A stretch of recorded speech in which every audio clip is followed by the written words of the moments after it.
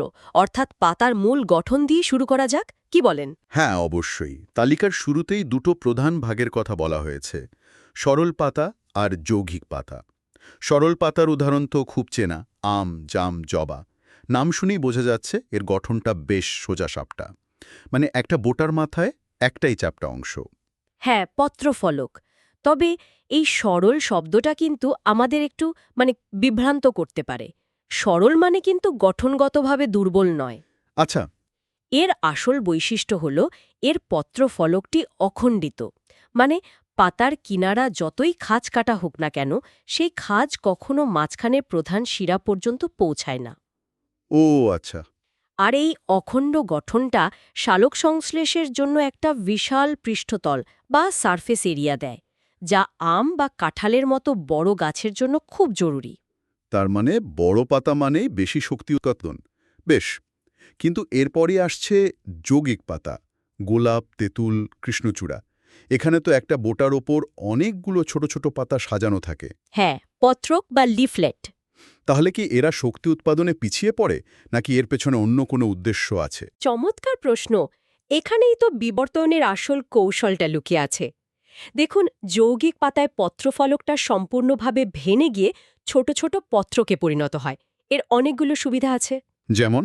প্রথমত, কৃষ্ণচূড়া গাছের কথা ভাবুন। এর পাতাগুলো যদি অখণ্ড আর বড় হতো, তাহলে সামান্য বাতাসেই তো ছিঁড়ে যেত। হ্যাঁ, তা তো যেতই। কিন্তু ছোট ছোট পত্রকে বিভক্ত হওয়ায় বাতাস সহজেই এর মধ্যে দিয়ে চলে যেতে পারে, ফলে পাতাটা অক্ষত থাকে। তার মানে এটা একটা স্ট্রাকচারাল অ্যাডভান্টেজ, ঝোড়ো হাওয়া থেকে বাঁচার একটা উপায়। ঠিক তাই। আর দ্বিতীয়ত, এই ছোট পত্রকগুলোর মধ্যে দিয়ে আলো চুইয়ে গাছের নিচের স্তরের পাতাগুলোতেও পৌঁছাতে পারে, ফলে পুরো গাছটাই ভালোভাবে সালোক সংশ্লেষ করতে পারে। বাহ, এটা নিছক একটা গঠন নয়, এটা একটা নিখুঁত ডিজাইন। একদম। আর এই পত্রকগুলো কিভাবে সাজানো থাকে তার উপর ভিত্তি করে কিন্তু যৌগিক পাতার বিভিন্ন উপবিভাগ করা হয়েছে। আচ্ছা, এই উপবিভাগগুলো নিশ্চয়ই কোনো না কোনো কৌশলের ইঙ্গিত দেয়। যেমন তালিকার প্রথমটা হলো অচূড় পক্ষল যৌগিক পত্র। উদাহরণ, বাঁদর লাঠি। নামটা বেশ অদ্ভুত। হ্যাঁ, এই অচূড়পক্ষাল শব্দটা একটু কঠিন শোনায়। একটু বেশি কঠিন।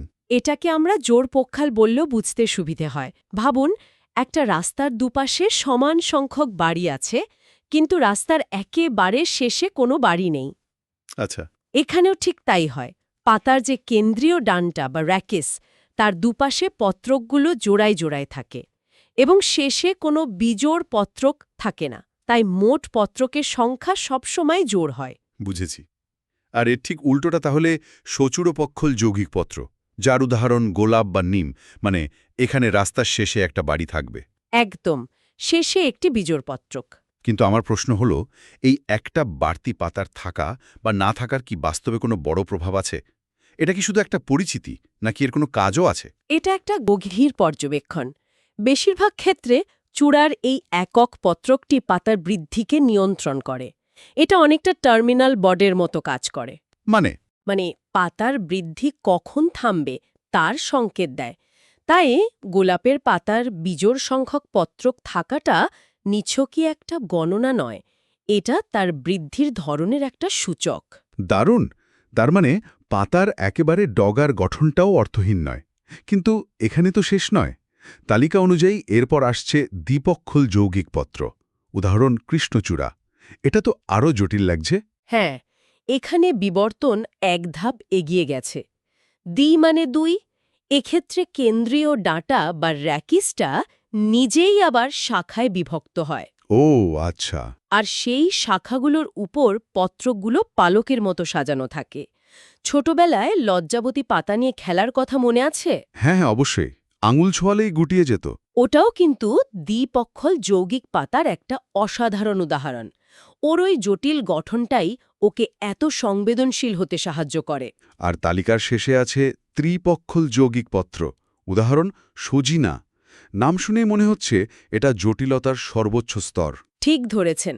সজিনা বা সজনে গাছের পাতায় কেন্দ্রীয় অক্ষটা তৃতীয় স্তর পর্যন্ত বিভক্ত হয়। 3 স্তর? হ্যাঁ, এই চরম বিভাজনের কারণ হল সর্বোচ্চ পরিমাণে সূর্যালোক জাজব করা এবং একই সাথে নিজেকে রক্ষা করা।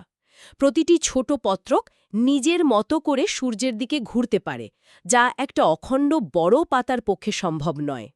এটা অনেকটা একটা বড় সোলার প্যানেলের বদলে অনেকগুলো ছোট দিক পরিবর্তন করতে সক্ষম প্যানেল ব্যবহার করার মতো। একদম পারফেক্ট তুলনা। পাতার ভেতরের গঠনটা তো বোঝা গেল, কিন্তু এই পাতাগুলো গাছের ডালে নিজেদের কিভাবে সাজিয়ে রাখে তার মধ্যেও তো একটা শৃঙ্খলা থাকা উচিত।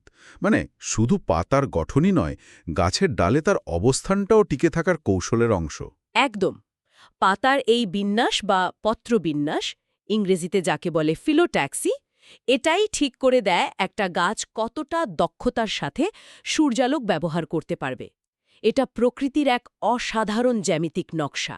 আমাদের তালিকার দিকে তাকালে তো কয়েকটা প্রধান ধরনের কথা জানতে পারি, যেমন আবর্ত পত্রবিন্যাস। হ্যাঁ, এর উদাহরণ দেওয়া হয়েছে করবি আর ছাতিম। ছাতিম গাছের দিকে তাকালে বিষয়টা খুব পরিষ্কার বোঝা যায়। কাণ্ডের একটা বিন্দু থেকে ছাতার মতো করে চারদিকে পাতা ছড়িয়ে থাকে। ঠিক। এই আবর্ত বা ওয়ার্ল্ড বিন্যাসের মূল উদ্দেশ্য হল অল্প জায়গায় একসঙ্গে অনেকগুলো পাতা ধারণ করা এবং সব দিক থেকে আলো গ্রহণ করা। বিশেষ করে যেসব গাছের ডালপালা কম, তাদের জন্য এই বিন্যাস খুব কার্যকরী। এরপর তালিকায় একটা অদ্ভুত নাম আছে, মন্ত্রীপত্র। উদাহরণ কলা এবং সূর্যমুখী। এর কাজটা কি? এর ইংরেজি নামটা বললে হয়তো বুঝতে সুবিধে হবে, শিদিং লিফ বেস। এক্ষেত্রে পাতার গোড়াটা চড়া হয়ে কাণ্ডকে একটা খাপ বা আবরণের মতো জড়িয়ে ধরে। ও আচ্ছা। এর দুটো প্রধান কাজ আছে। কলা গাছের ক্ষেত্রে আমরা যেটাকে কাণ্ড বলি, সেটা আসলে এই পাতার প্রসারিত গোড়াগুলো দিয়েই তৈরি, যা গাছটাকে সোজা হয়ে দাঁড়াতে সাহায্য করে। তাই নাকি? হ্যাঁ, আবার অনেক ঘাস জাতীয় উদ্ভিদে এই আবরণটির নতুন কচি পাতা বা মুকুলকে বাইরের আঘাত থেকে রক্ষা করে। তার মানে এটা একাধারে বর্ম এবং স্তম্ভের কাজ করে। দারুণ। এর পরে আসছে একান্তর আর প্রতিমুখ বিন্যাস।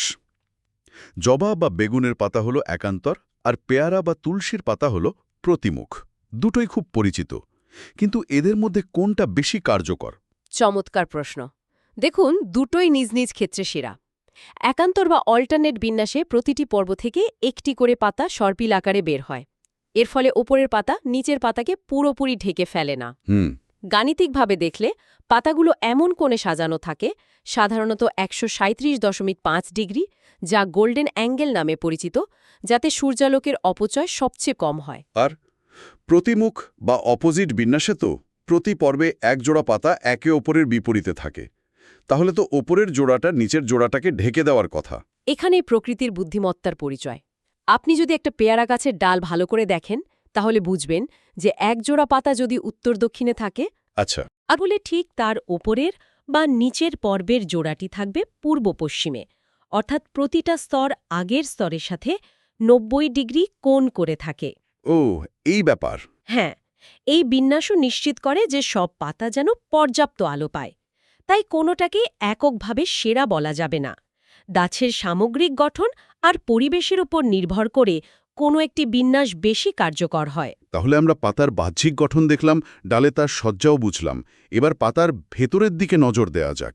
পাতার গায়ে যে শিরার জাল থাকে, সেটাও তো নিশ্চয়ই কোনো নির্দিষ্ট নিয়ম মেনে চলে। অবশ্যই। এই শিরাবিন্যাস বা ভেনেশন হল পাতার পরিবহন ব্যবস্থা, পরিবহন ব্যবস্থা। মানে ওর ওয়াটার সাপ্লাই আর ফুড ডেলিভারি নেটওয়ার্ক। আমাদের তালিকায় দুটো প্রধান ধরনের কথা বলা আছে।